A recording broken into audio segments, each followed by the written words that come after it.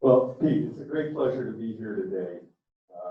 I wouldn't have missed it. It's a great honor to have known you and consider you a friend and colleague for many years. I do need to correct some of Zach's earliest remarks. He always does this. What I get for it's what I get for being old. Yeah. And Leo, you're not old. 50 is not old. In 1973, I went over to Project Mac. I became their first programmer in the medical decision-making group, which was founded by Tony Gorey, who had been doing sequential diagnosis using Dave's theorem with Octo Barnett at Laboratory for Computer Science. Around 1974, this new PhD comes over from Caltech to work with the automatic programming group run by Bill Martin. I, to this day, don't really understand what automatic programming group was or was supposed to do. Bill, you were actually part of that group, I think, at the time. But just to sort of understand that environment when Pete came to that group, my sense of the automatic programming group was that they were going to solve the natural language problem.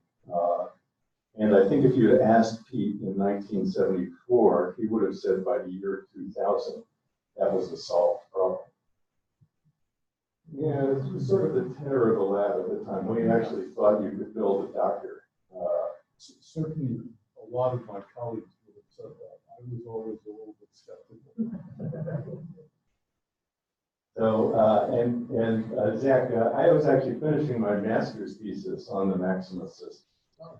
Just so you guys all understand, at that time, there was something called a zero graphics printer that we had gotten from Stanford, I think. It had 2 PDP-11s and a roll of paper that was literally this big. And it could do roughly what any of your $100 laser printers could do today. It cost about $250,000, as I recall. But the good thing for my master's thesis was it could actually draw an interval. You didn't have to actually leave that blank in your thesis and then draw it in by hand later. In any event, Peter came in 1974, and about that time, Tony Gorey left to go to Baylor University at that time.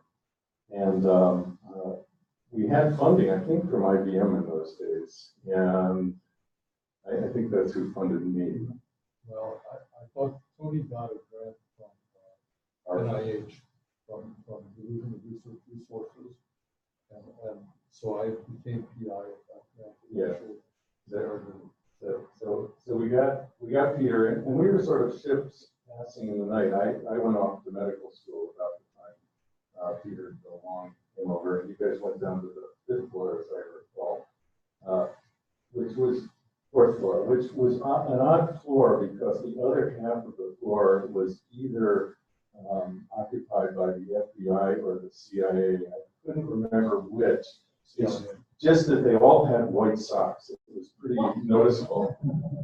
It was the CIA. Yeah, It was fun because across the hall was the artificial intelligence lab. On this side was the CIA, and they were officially in room 304, and we had 301 through about 311. So we get these guys in trench coats and briefcases coming down looking for room 304. But at one point we put up a sign at the end of the hall: intelligence, central, artificial.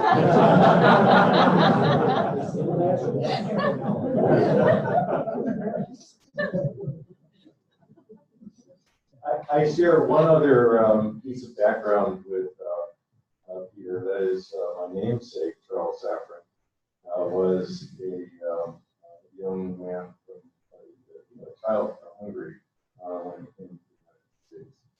And I've been threatening Peter, as I do ancestry stuff, to bring some Hungarian records that I can't read to get them translated. Peter's been real important, and I think Zach pointed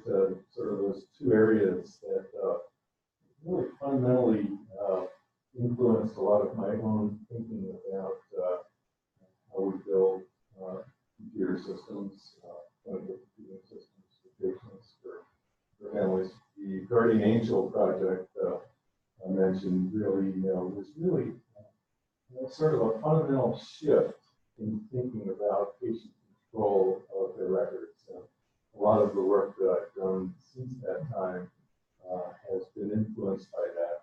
And just to give you guys an idea of how important that work is, I can't tell you how many patents have been overturned by this prior art that Peter and Zach and others have just put into the public domain. And so it's really an important piece of work. I will say, to your question about why there's no business model for this, and that is, this is sort of a side, has nothing to do with Peter, but probably no more than a third of the American population can use these tools, these patient portals.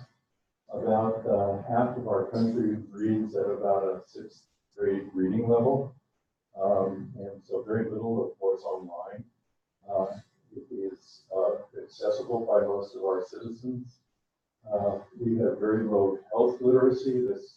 I'm just talking about reading literacy, but we have very low health literacy. So until we start working in high schools and elementary schools with children to make them better participants in their own care at a very early age, a lot of these tools are great for us as geeks, but all I can tell you is getting my family to use some of the tools that I built has been a struggle most of my life.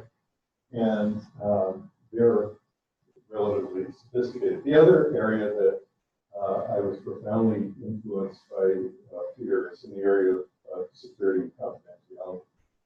I think one of the papers that collectively Peter and I and Zach and others have published together was on John Palanca, the early security for exchanging records over the internet, published in Annals of Internal Medicine. What was remarkable about that paper, among other things, was we got all the participants in the Boston community to be co-authors of that paper, which I remember Ted Shortland remarking, in and of itself, that was a reason to publish the paper.